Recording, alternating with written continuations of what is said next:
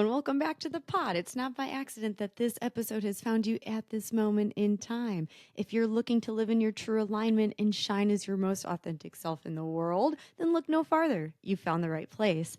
Hi, my name is Brittany. Thanks for being here. If this is your first time, welcome. If you're coming back, welcome back. I am a yoga instructor, travel enthusiast, cortado connoisseur, lover of life, and am a spiritual being.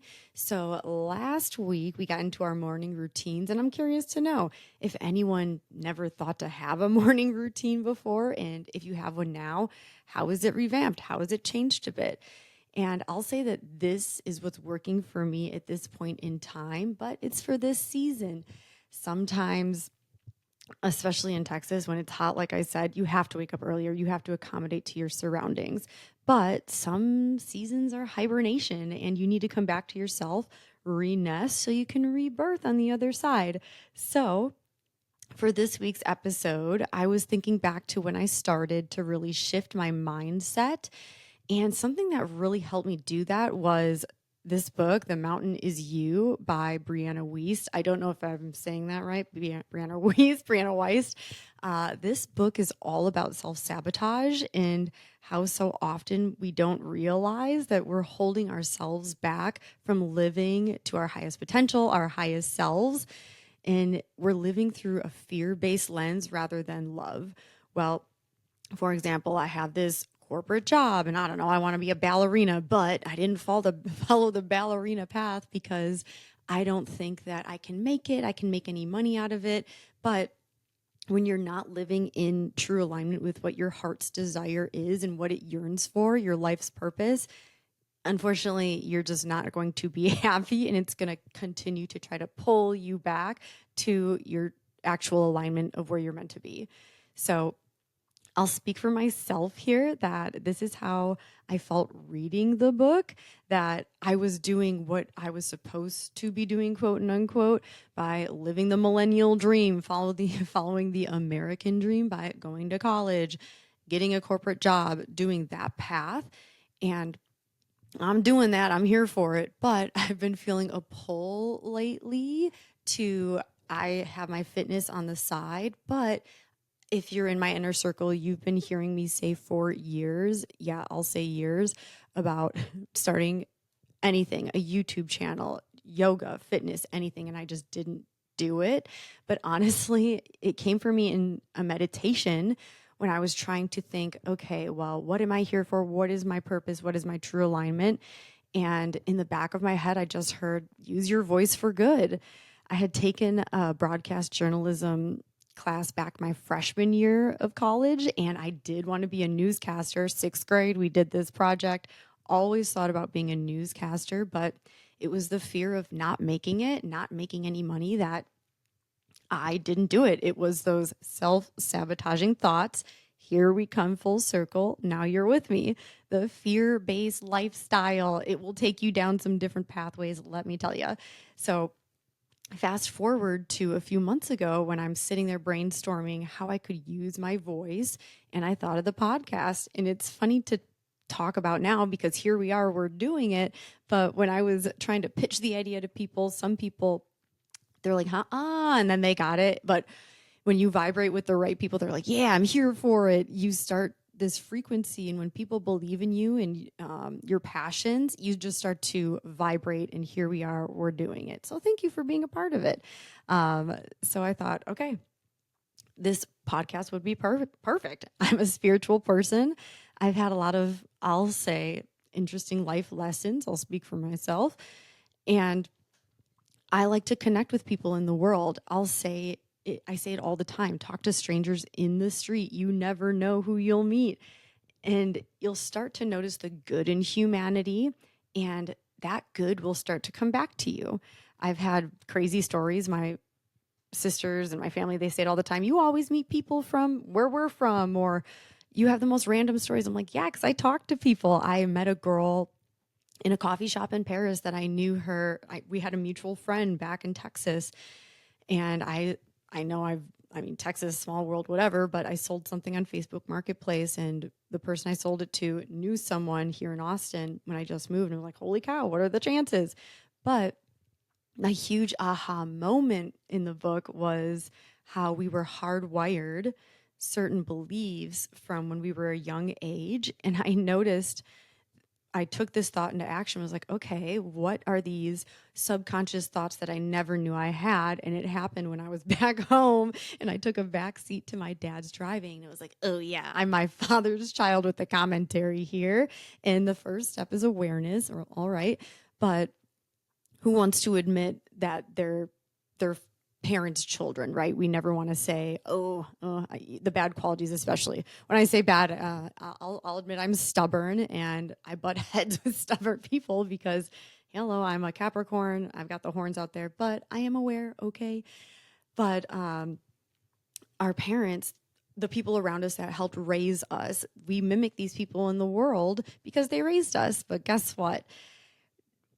Awareness, acknowledgement, and then if you feel that whatever is going on needs to be changed, you can change the thought, habit, or behavior and take a different trajectory in your mind. Anyway, long story long about the book. I noticed that I was doing this in my own way. Hi, I'm the problem. It's me. While I was not chasing my dreams, I was doing it parallelly. Well, I am having the corporate job on the side. I do have the yoga and some other wellness stuff that I love to do.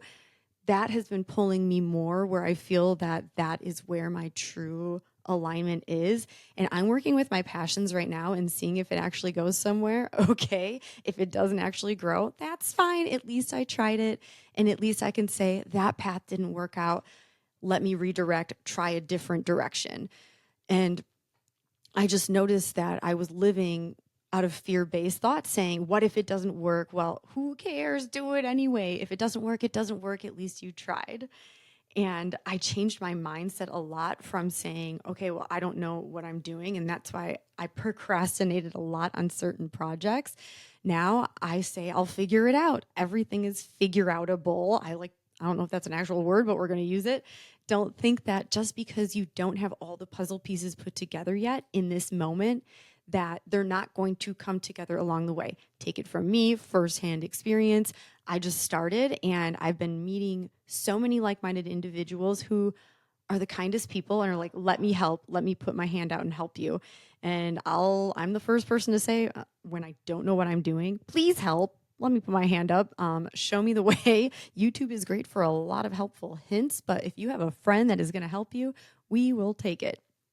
But something I want to leave you with is something that I wrote to myself back in May.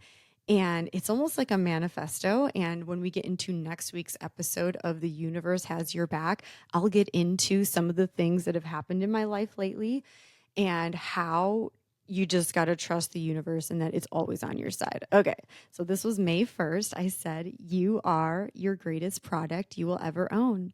So you are your greatest investment. Get rid of the things that are no longer serving you or sparking joy. We constantly are looking for outer factors on how we can serve those around us to the point that we feel depleted or lacking energy. It's because we forget to give back to ourselves. Self-care is a form of self-love. Love yourself by doing the things you love to do for other people, for yourself. Take yourself on an adventure or a date.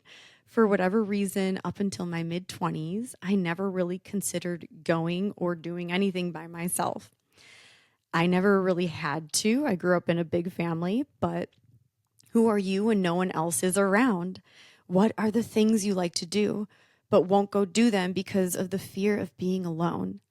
Now, what are you holding yourself back from doing, and how often is this happening? The life you so desperately want is on the other side of your comfort zone. I hope you're ready because your new life is going to cost you your old one. Let's get reacquainted with you. Who are you? What do you want? What's your passion, your purpose, the reason you decide to get out of bed every day, your reason for being placed here on earth? The answers you seek are not far off. They are actually more obvious than one would think. Sometimes all you have to do is get quiet with yourself, and then the answers will come in soft whispers, then signs, then it will be right in front of you. And all you have to do is calm the storm and remove the clouds to see clear as day what's going on. Exercise, meditate, cut out alcohol, hold yourself accountable. Get a new job, stop acting like you're trying hard to find a new one. Either work for yourself, invest in you, or take all the time you've been spending getting nowhere finding a new job and start your own online yoga thing if that's what you want. But do something. I've decided I wouldn't mind going back into the office if that's where the path leads. Not if not just a few days a week. I want a new car. I want to be successful. I want to make a name for myself. I want to do more on this earth than feel like I was just getting by. I want to get married. I want to start a family. It is just me. Is it just me holding back from holding me back from all of these things? Or is it the fear of losing them all that holds me back from loving unconditionally for the fear of being hurt? Set your fears aside. You have nothing to lose. It's time. Yeah. So let me leave you with a pause at the end of that, just because write something to yourself. That's going to be our journal prompt this week. I didn't realize some of the things I was holding me back from, and I wrote it down. And some of the things we write to ourselves, we're our biggest critics. I mean, personally, I can't even say I've been coasting. I love my job, but when you need growth, you need growth. And that's where I'm at in my journey right now. And it's coming on both sides in my parallel universe of fitness and corporate America. And as I read these words back to myself months later, seeing this version of me where I'm at now, I am so proud of myself. So don't forget that either, to stop, pause, take a look around, and remember how far you've come, because it is hard on the journey sometimes, and you have to give yourself gratitude, be humble. And sometimes you have to say, yeah, it is hard, but I'm out there doing it. So be easy with yourself. Journal prompt, once again, it's going to be more of a manifesto, writing to your future self saying, hello, your name under the underscore. This is where you're at and this is where I want to be. But I'm telling you right now, be careful what you write down, because thinking it is one thing, putting it down into words is another thing. And I want you to be delusional, be delulu in what you're writing down. Your biggest life that you see you living, because it's possible. You thought it, you put it on paper, it's out there in the universe if you want it. So go chase after your dreams. That's what I'm here for. So I'll leave you with that. Have the best week, and I'll see you soon.